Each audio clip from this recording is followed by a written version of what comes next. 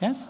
Yes, And my grandfather lived there, so my mother went there to have me. And for the first 4 years of my life, I was in Moti Bagh. I was born in Safdarjung, and I still love going back to Delhi. I think it has the best chaat, You said Bengali that, yeah. market.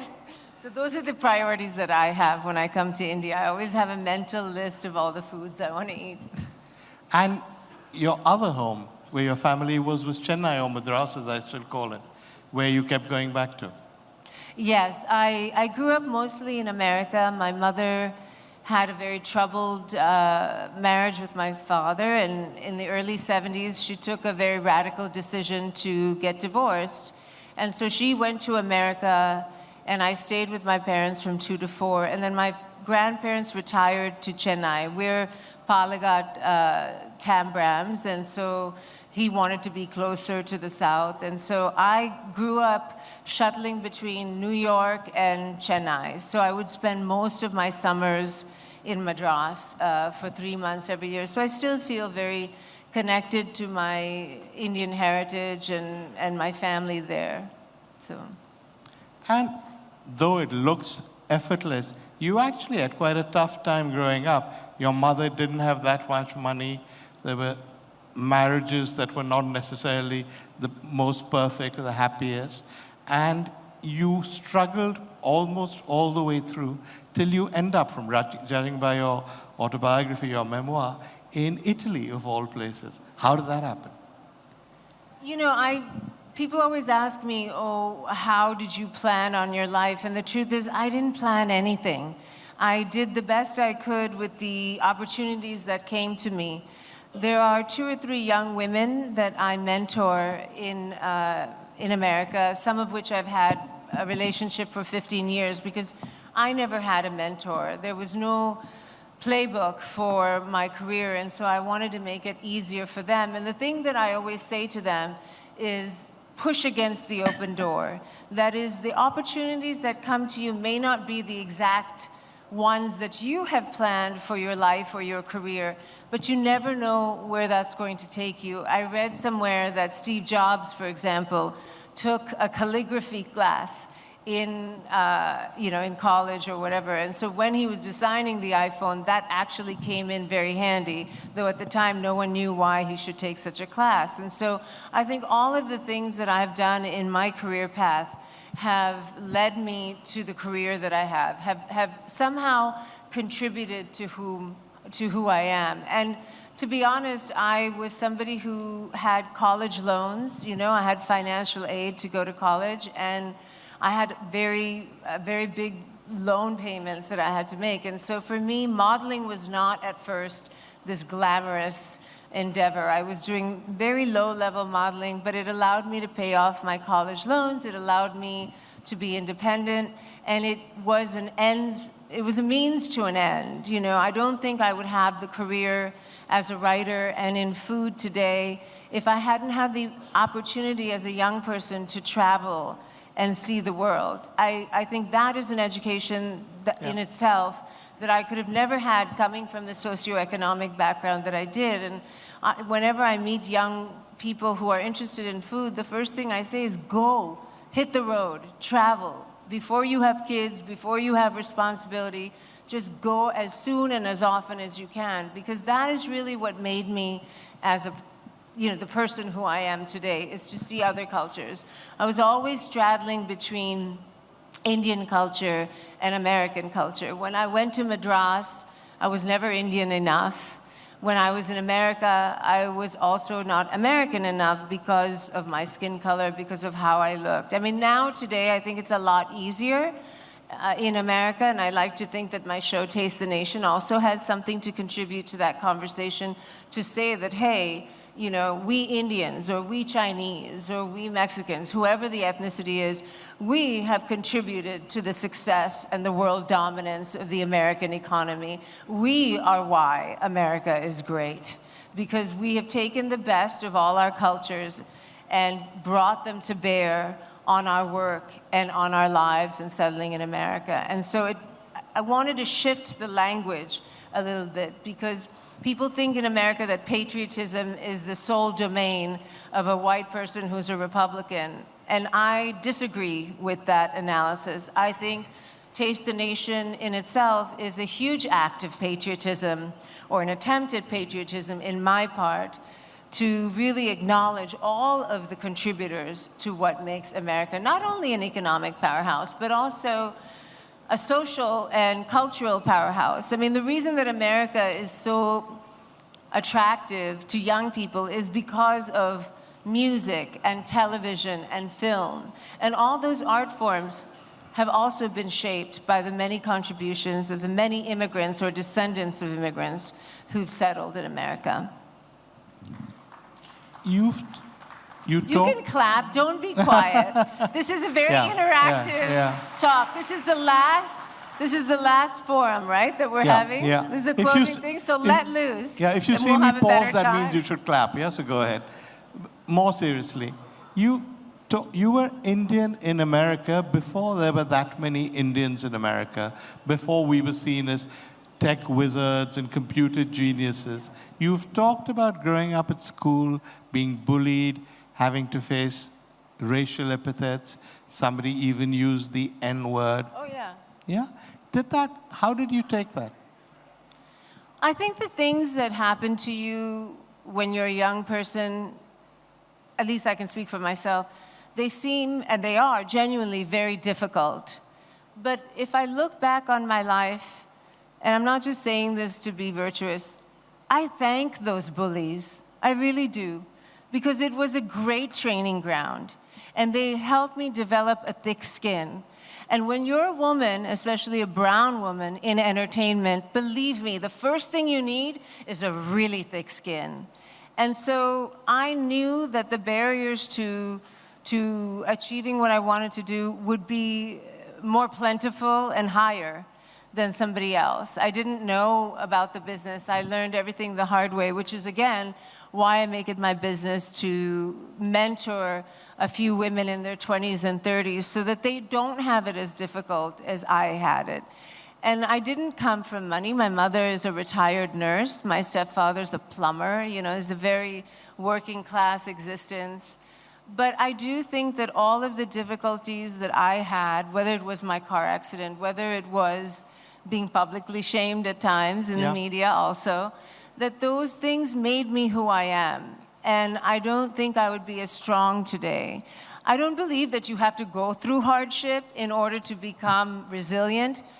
In my case, that was the training ground that I had. And so that is who I am as a result of. It's, when you read your memoir, the one thing that people who know you now will find odd is that you never thought of yourself as being, let alone beautiful, even particularly attractive. That when you started modeling, it was sort of lower tier, catalog modeling, stuff like that. And you then had the problem of the scar. Yeah. Let's talk a bit about that, because you are now proudly showing off the scar, so let's talk about that. Yeah, I mean, I grew up in the 70s and 80s. You know, I'm a 53-year-old woman, and the world is constantly telling you that time is up. And I'm here to tell you that time is not up. It is not up at all. And when I was growing up, I didn't see anybody who looked like me. I didn't see anybody on television that looked like me. Maybe towards the end of college, there was Sanjay Gupta on CNN, but that was it. Much later, and he was a doctor on CNN on Atlas. Exactly. But I mean, I didn't see anybody on television, in advertising, in magazines that resembled me at all. But, you know, I felt that I was attractive based on how people reacted to me, but not that level of attraction. To me, the models on the catwalk or the models in ad campaigns were just sort of a different species. And it was only when I left America and I went to Italy and started modeling there that I began to feel, okay, maybe this is a viable career.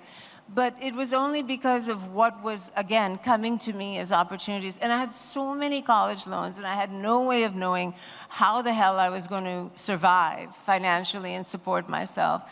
that I said okay. I said okay to modeling. I mean, I really had mixed feelings about modeling because I come from a very conservative South Indian family, and I am very much my grandfather's child, you know, and so I was very concerned about how they would feel. And it was not the plan that I had for myself. I was a literature major, I was a theater major, and I never knew that this is what I would do, but it was the best opportunity that came to me, so I had no choice but to take it, and frankly, I was very thankful for it. The accident, what did that do to your confidence, which gave you the scar? The accident which gave you the scar, what did that do to your confidence? Because you went on modeling being embarrassed about having the scar. Yeah, Right? I had my car accident when I was 14, and I almost lost my right arm. It was shattered into a million pieces. We had a car accident when we were in Los Angeles, and the first doctor said I would never use my arm again. And my mother actually took me to another surgeon who said, well, she's so young, let's try to save the arm. And thank God for him and for her not giving up, because he did save my arm. And so I never also thought I could model, because you have to remember, I started modeling in 1992, 93, when there was no retouching, you know? And so I got very good at covering it up with makeup. I got very good at positioning my body so it was not an issue. But it did impede my modeling a lot. And so I thought, listen, as long as it gives me enough money to live, as long as it pays off my college loans, it's okay. You know, I'll do it until I start working in film and television. So I didn't have a lot of confidence. I just thought it was another job, really. And then Helmut Newton shoots you. Yeah. Yeah? One of the world's most famous, greatest photographers. Yeah. And he finds you stunning, and he loves the scar. Tell us that story. One thing I want to say before I tell you about that is that all of the things in my life that I thought were impediments or that made me different, and so not as much of a saleable product or talent, those in the end were the things that really gave me success. And it's a hard lesson to learn as a young woman. It's not easy to accept that when the world tells you differently. But I was lucky. Helmut Newton was a German photographer who found me and insisted that I shoot with him. And I got this job. My agency was so excited because he was such a big artist. And then I found out I had to pose nude. And so I canceled. I canceled the job 3 days before because I was so nervous. I'd never done anything like that. And everybody was angry with me. My agency, everybody. I thought they were going to drop me. And I just said, look, I don't feel comfortable. And I had a boyfriend at the time who was Italian. He said, if you don't feel comfortable, say no, because the pictures won't come out well anyway. So I turned the great Helmut Newton down. And then 6 weeks later, he called back and he said, okay, it's not going to be nude. What if it's just topless and we position you? It's really your scar I want to show. And I said, okay, that's fine. So I kind of bargained. But I was still really nervous about the pictures because they're very provocative. So I drove down from Milan to Monte Carlo. And the atmosphere in the room was not sexual at all, was not provocative at all. It felt like being with my grandfather. Like, he was very kind. He talked about his wife a lot. He had a lot of female assistants. Not a lot, but a couple of people around. He used my own makeup artist and hair person. And it was the opposite of what I thought it was going to be. And that really took me from being just a low-level fit model to all of a sudden working a ton. I mean, it happened literally within 3 months. And all the same designers that were saying they didn't want me on their catwalk, and I could only be on their catwalk with long sleeves, now they were saying they did want me, and they wanted to make sure that I was in short sleeves so that the scar would show, because Helmut Newton made it cool. But one thing that taught me is that standards of beauty are very arbitrary. You know, when I was growing up in India, everyone would always say, everybody in my family would try to feed me, because I was so skinny. You know, I was this tall when I was 14. You can imagine in Chennai going to St. Michael's Academy, how that would have felt. And when I was in America, there were completely different beauty standards. So I've always had to translate for myself what is the right thing, and it's usually somewhere in the middle. And I think this is an experience that every immigrant kid goes through. There's a lot of code switching. But none of us are the same person all the time. You're the same, are you the same with your boss as you are with your wife or husband? Or are you the same with your children? Or are you the same with your drinking buddies when no one's listening? We're all different versions of ourselves. And I think that lesson as well taught me how to be a little bit of a chameleon and how to navigate each situation in a way that was most appropriate. If we look at you now, you're a role model not just for brown women, but for women all over the world, and especially in America. You seem brilliantly put together, totally articulate, totally confident. Yet, judging by your memoir, you weren't like that for much of your early life. No, I wasn't. I wasn't very confident because the world gave me lots of reasons to be insecure, and Sure. I think any woman in this room would understand what that means. I mean, is there anyone who doesn't understand what that means? No. No You hands see? have gone up, yeah. So, but the thing is, inside, even if you're shaking inside, and believe me, when you see me in different situations, a lot of those times I'm shaking inside. The only thing I remember is how much my mother suffered. The only thing I remember is how many sacrifices that she had to make. And in the 70s, it was very taboo what she did. And she just made a new life for us. And so I want to pay her back. I want to make her proud. And I think somewhere, even my grandfather, as conservative as he was, I know approves, And so I'm not immune to seeking approval from those who I respect. But at the end of the day, you realize that you have to make your own code of ethics, your own code of what's right. And there have been lots of times when people advise me to do things differently, but I had to learn to listen to that voice in my head. And it's a really hard thing. And I tell my daughter that all the time too, really, physically just go into a private place, even if it's just a bathroom stall in some hotel, and just ask yourself, what do you want? And if it's a yes or no question, I guarantee you some voice, some feeling inside your body, whether it's in your gut or your heart or your mind, will tell you what the right answer is. And the only time that I've misfired is when I haven't listened to that voice. And that voice is like a muscle. The more you use that voice, the stronger it gets. The more you listen to that voice, the stronger it gets. And now it's not that I'm so confident. I still feel incredibly insecure in certain sections. There are things that have happened to me now, this last year, that I would have killed for to happen to me when I was 30 or 25 or really modeling or really wanted to be an actor or whatever. And they didn't happen. The fact that they're happening to me now, I think I can savor it a lot more, but I can also handle it a lot better and put it in perspective. I am who I am, whether my shows are very popular or I don't have any shows. And that takes a lot of self-talk. It sounds so corny, but I'm serious. It really takes talking yourself down emotionally from a cliff, and saying, it's okay, life is long. You've got to do what you think is right. In your personal life, you've suffered pain, you've suffered loss, death, etc. And yet somehow you seem to be stronger almost as a consequence. Tell us about that.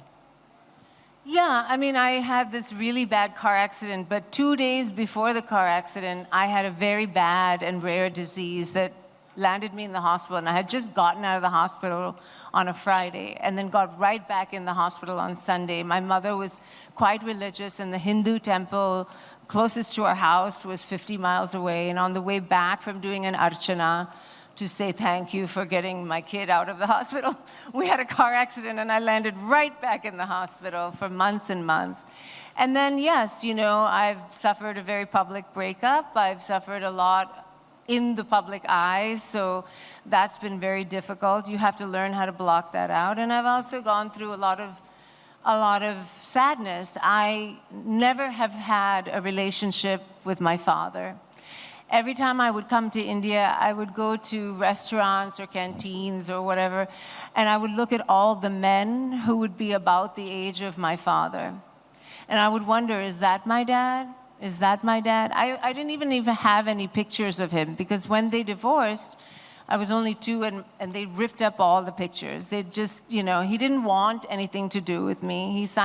He made my mother sign an affidavit saying she would never ask for support from him in order to grant her the divorce, in order to let her take me out of India. And so I think from a very young, early childhood age of development, I always had this feeling of not being good enough, because if your own father rejects you, whatever happened between them in their marriage, that's between them, but why didn't he want me?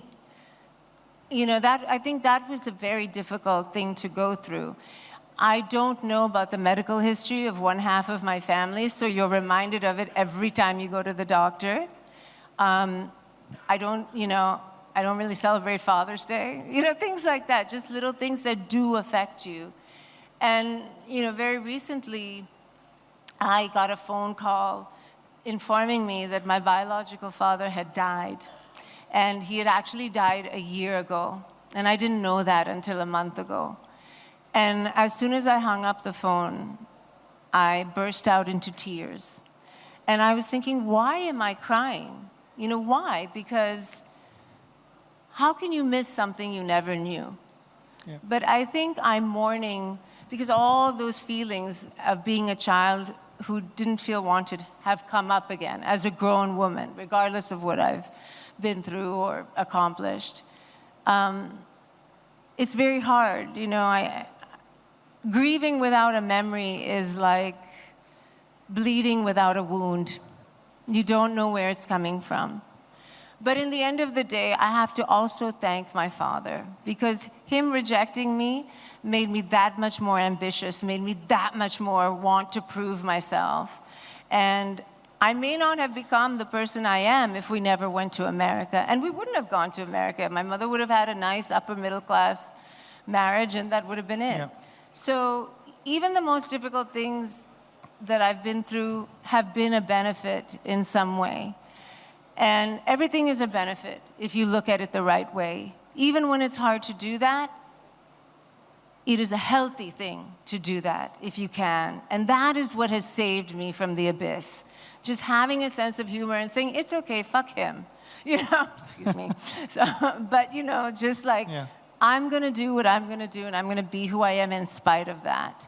And that has been incredibly gratifying. So I don't want this to turn into a sad talk, because it's not. It's a happy talk. It's a successful talk. Because here I am, being flown to India to speak to all of you. And I'm sure you've had such a wonderful array of very important speakers, and I'm really honored to be part of that group. So thank you. I paused to let them clap properly. But the other thing, I don't know if you want to talk about it, is one of the things you've gone through in your life is how much difficulty women have with their health often, because things are not diagnosed properly, they don't talk about it, they suffer, they're made to believe almost it's their job to suffer because they're women. So tell us a little bit about it. I don't want to go into too much detail, because I'm sure there are many women here in this audience who will be inspired by what you went through. I had endometriosis, and it's a very nasty disease that affects a woman's reproductive system. And we believe 10% of all childbearing women in the world have it. There's also preliminary research that says Asians are more predisposed to it, but we don't have enough funding to really back that claim up. There are studies in Singapore that have been done. So that was the case with me. I had terrible pain. I was in bed 1 week a month every time during my period. And, I'm a pretty outspoken person, but believe me, it was the last thing I wanted to do was get up on a stage and start talking about my vagina. It's like so unsexy. But I felt it was important, because once I finally got the treatment that I needed, I realized what life was like for women who didn't have it. And so there is treatment through laparoscopic surgery. So I started a foundation with my surgeon in 2009 to educate people about it, to also raise money for research, to raise awareness. We have an education program that is to date educated 35,000 teenagers about the disease in the tri-state area, New York, New Jersey, and Connecticut. We've also changed laws in the state of New York to say that anytime there is sex education, you should also teach about this illness and related illnesses to the women's reproductive system, like PCOS, like, all of these things, fibroids. And we insist on going into the science class, not the health class and not the phys ed, physical education class, because we want to educate men or boys as well as girls. Because a boy who understands about it will become a better brother, a better uncle, a better father, a better husband, and be more understanding. And so we've had a lot of great luck. We've managed to double the funding that the federal government gives to this illness. We've managed to change all kinds of state laws. We've managed to also fund research in many, many different hospitals and universities. And we've also managed to change how medical schools teach this illness.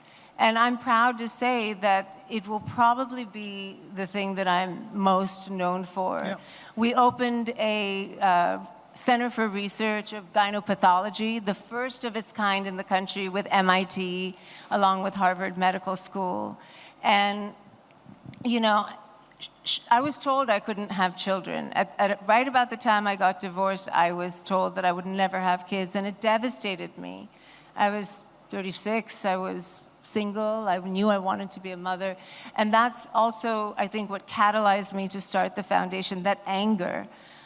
So anytime you can turn pain into power, it feels so liberating. It's the only useful thing you can do. And so I love when women come up to me when I'm hailing a taxi in New York, when they say, thank you for helping me. My doctor didn't listen, and then I showed him this video. I told him to go to your website. So it's been really the honor of my life to be able to help in that way. And change people's lives. Yeah. Yes, how many people get an opportunity to do that? Yeah. It will be, I think, in the long run, what you're most remembered for. Yeah. In the short run, though, you're most remembered for Top Chef. So let's talk. Yeah. So let's talk a bit about that. You were, as far as I know, anywhere in the Western world, the first Indian personality to go on to a food show and be there because of who she was, not because they were going to do Chana Bhatura or dosas or whatever. Yeah. You went there as a sort of just a person. So tell us how you got that, and did you enjoy it? I have enjoyed it. It's allowed me to meet chefs from all over the world. Top Chef is in 175 countries, and it's the world's most powerful food show in any country. I mean, whether it's very successful in a particular country or not is kind of irrelevant, because in the industry, it's known as the gold standard. And I'm not a chef. I don't want to be a chef. I'm a food writer. That's what I do. And so when I first got the job, I think people were a little skeptical of what's this ex-model know about food. And I too felt, I suffered from imposter syndrome a lot. But whenever I'm insecure or have anxiety, the only thing I know how to do is put that energy into research or hard work or studying or whatever, because it occupies my mind, and it's an antidote to that. So I think that's what I did. And over the years, I think I just, out of sheer will and repetition, I was able to earn the respect of my colleagues and say, no, actually, she does know about food. My grandmother was a great cook. All the women in my family were great cooks. I learned about spices and about Eastern food, Indian food, through them. And then spending my 20s as a model in France and Italy also taught me about European cooking technique. And those things are valuable. So that's what that was. But when I started Top Chef, again, I had no idea it would become this cultural phenomenon. When I did Top Chef, I just said yes because I thought it would give my cookbook a little boost, And it certainly did. I can't complain. I want to talk a little bit about Indian Americans in the US, because suddenly they're all over, whether it's Nikki Haley or it's Vivek Ramaswamy, or it's even Kamala Harris, who's half Indian. Suddenly, from being the sort of skinny kid who was bullied at school and people didn't know anything about India, or they associated India, as you've written in your book, with just poverty and smell, suddenly they're all over. So here's my question. Why aren't more of them better role models? I can't speak for Nikki Haley, and I really don't want to speak for Ramaswamy because I don't share their political views. And it's funny, I have a lot of Indian friends in New York, obviously, and we always talk about, like, where are the progressive liberal Indians? And we figured out that they don't want to be in politics because they've seen how dirty it can be. But I do think that, you know, but not only in politics, if you look at Silicon Valley, I mean, all the major CEOs are also Indian. That's not an accident, you know. I don't think it's an accident. I think in America is a country of capitalism, and it's a country that values accomplishment and the dollar more than anything else. So, you know, that's why those people have, for whatever reason, done what they need to do, say what they need to say to get where they are. I have no idea of knowing whether Nikki Haley or Ramaswamy or Bobby Jindal really feel all of the atrocious things that they say, but maybe they do. I don't know. You know, it's interesting about Kamala because Kamala Harris actually, her grandfather lived right around the corner from our house in Besant Nagar in Chennai, and I would have walked by. In fact, the apartment under her or above her was our family doctor for 50 years. So I'm surprised that we never crossed paths. And she's actually way more Indian. She gets touted a lot or pegged as black, which because she presents as black, and she has to lean into that. But when you talk to her, it's very clear that she's much more Indian than she is black. Let's see what happens there. She might well be president one day. Huh? Anything's possible. Anything is. So you know her then? I do know her. I know Kamala, yeah. I don't know her well. But you know her? Yeah. And do you know Nikki Haley well? I've never met Nikki Haley. Oh, that's a shame. No, is it? Is it a shame? I don't know. But, I mean, what happens when people like her and Ramaswamy, what's the other guy's name? Bobby Jindal. When they get up there and they convert to Christianity and they pretend to be more American right-wing than right-wing Americans, what kind of role model, what kind of impression does that give to Indians? People in India who see you realize that it's possible in America for somebody who'd had all your disadvantages to still make it. And then we see people like that who represent all of the things we don't like about America. So how does that feel? I think there are a lot of, to be fair, I don't agree with the politics of those people, okay? But to be fair, I do think there are a lot of Indians that are closet conservatives in America. Really? I do. Otherwise, it wouldn't be possible. I think that of a certain generation, people did have to whitewash themselves or assimilate, whether it's changing your name or changing the way you speak about your beliefs. I cannot tell you whether Nikki Haley really believes all of the vitriol that she spews. Yeah. I cannot vouch for Bobby Jindal or Ramaswamy at all either. What I can tell you is that America allows for all of those people to have a voice. That is the double-edged sword. That's the good part and the bad part. I like to think that I give people another face of what it means to be an Indian American, and an Indian woman, not only in America, but in the world. I don't consider my playground the United States, although that is clearly where I live and do my business. I think Top Chef has afforded me that privilege. I think of myself as a global citizen and somebody who is a citizen of the world in the truest sense. The two totems of my life have always been travel and food. And I think it's made me, hopefully, a more empathic and broad-minded person. I think those people that you mentioned are beholden to being elected. And so they have to say things that will gain them support. I am beholden to the networks of American television, but I am not I'm not going to run for election. I can speak my mind. I try to be respectful to everybody, but I don't always succeed either. No, fair enough.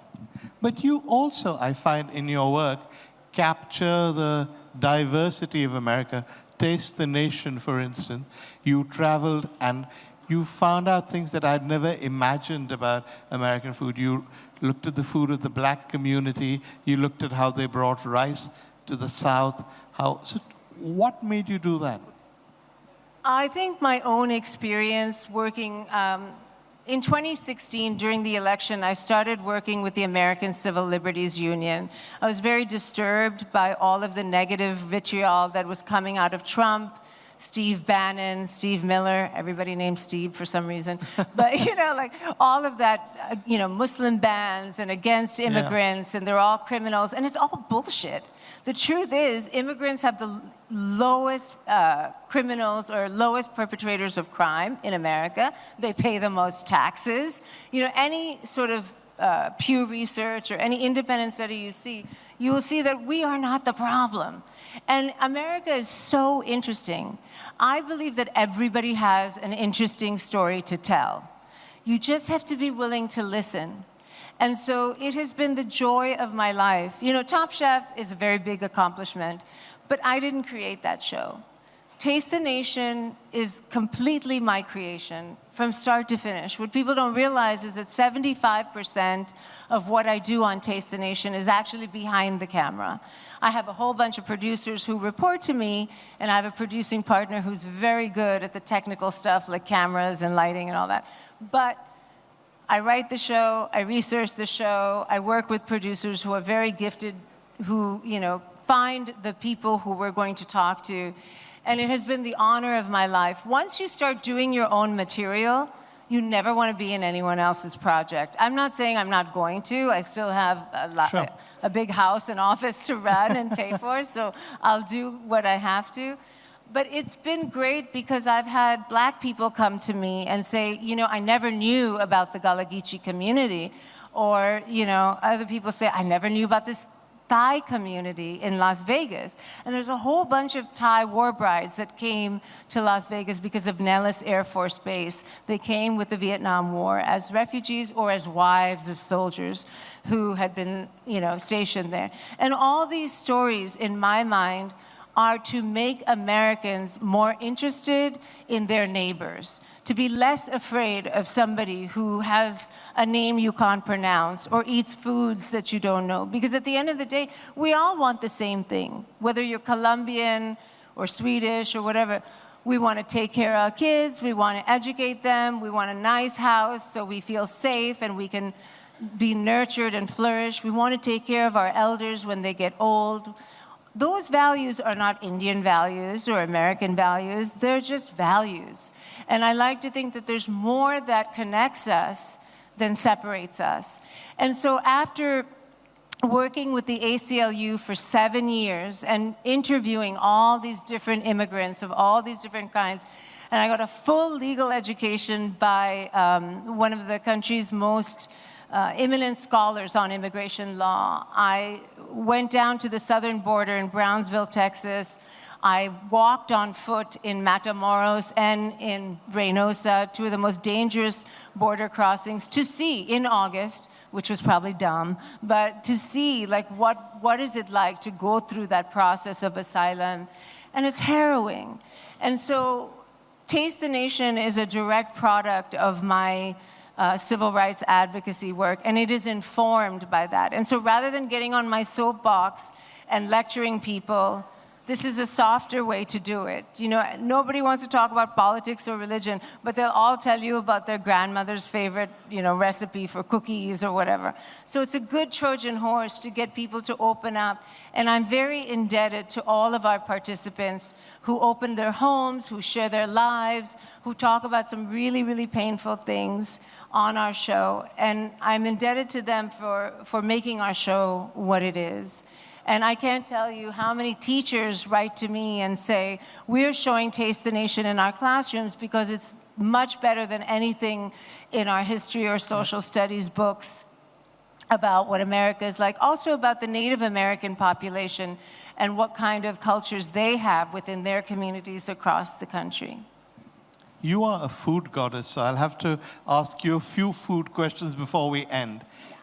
Comfort dish, if you were at home, what would you eat? Tair sadam. You've said that's really true, yeah? Yeah. Tair sadam. Tair With sadam pickle with and vepla papad? katti. With If pickle somebody and- knows what that is here. Pickle and papad or just on its own? No papad, because papad you have to fry, so it's a little bit hard. When you're trying to get into a bathing suit for a photo shoot, you have to leave the papad behind. Favorite American street food? I know there's a lot of hot dogs in your book. Is that still a favorite food? It changes from time to time. I love a good thin crust pizza. I love nachos, which I guess are Mexican, but I also do love hot dogs, it's true. Yeah. Pizza. You talk in your book about going to Italy and discovering that pizza in Italy wasn't quite the same as pizza in America. Yes. Which kind do you prefer? I prefer the Italian kind. Why? Just explain to them what the difference is. Well, okay, so pizza in America can be with a really thick crust or thick dough, and it can be really doughy, or it can be really thin. I like a good New York slice, which is a large, thin pie that you just eat by the slice. And that's how I grew up eating at lunch. You know, I would sneak out of school, and it would cost $1 in those days. Italian pizzas are more personal size. They're still thin. Neapolitan pizza is slightly higher than Roman pizza. I actually prefer Roman pizza, though everybody says Neapolitan is the best. And you eat it with a knife and fork, which until I was in Italy in my early 20s was a revelation to me. So, you know, it's funny because I talk about these things that are so kind of lo-fi, you know. But then at the end of the day, talk about what interests you and what you love, because it winds you up on Time magazine. You've worked with, on television, with some of the world's greatest chefs. Any favorites? I love You Eric can say it in India Ripert. because they won't find out and you can sort of say what No, you like. I mean, it's pretty easy to say. I mean, I like Eric Ripert. He's a French chef in New York. He's very thoughtful about the food he makes. He doesn't have a vast empire. He could. He doesn't, because he's really an artist who wants to do the art of food rather than the commerce of food. I mean, he's incredibly successful. I think he's great. I think there are a lot of women chefs that are really talented. Dominique Crenn, who has Atelier Crenn, if you're ever in San Francisco, is great. Suzanne Goin in Los Angeles is really interesting. Okay. And there are a lot of people, you know, I'm really excited about 11 Madison Park, because The new vegan menu? yeah, the new vegan menu. I think it's a lot of money to pay for vegan food, but I think there's artistry to that as well. So I'm very excited that he's doing it, because, you know, so many members of my family are vegetarians, so it's nice to be able to now take them to a high-end meal like that. But Eric has always had a vegetarian menu. It's just gone lo-fi, you know, like, again, nobody makes a big deal about it. Indian chefs working abroad, any favorites? I like Gagan Anand, but I've eaten his food, but I've never eaten his food in Thailand, so I can't comment about. But he was on Top Chef with you in London, right? Yes, yeah. Anything in New York that you like? Anything? Yes. Actually, there's a guy. He has a restaurant named Sema, and it's a South Indian restaurant, and it's the hardest restaurant to get into in all of New York. You have, like, I can't tell you how many people call me to say, can you get me into this restaurant? I have to tell them, no, I can't, because it means I have to sit there. Vijay Kumar from Sema, he's doing extraordinary work, and he's this cute little guy with this wide smile. And he's even taught me about a lot of non-veg South Indian food, because obviously we were not allowed to eat that when I was growing up. So I've learned a lot about, you know, what are the beautiful recipes that are non-veg, Chettinad food, different kinds of things from him. Last meal on earth, if you had to pick one thing? That changes all the time, but maybe some fried chicken with Tair sadam on the side, so I get the best of both worlds. What Southern style fried chicken, Korean fried chicken, what kind of fried chicken? My fried chicken, Which my is- recipe, which has amchur and chili powder in the crust, which is what makes it good. And it also has some rice flour. If you don't have rice flour, use Rice Krispies, and that makes it that much more crispy. So Padma's fried chicken Yes. and curd rice. Yes. Oh, what a happy note to end this session on. Ladies and gentlemen, Padma Lakshmi. Thank you so much for having me. Ideas of India. ये है Ideas of India. ABP Network's Ideas of India.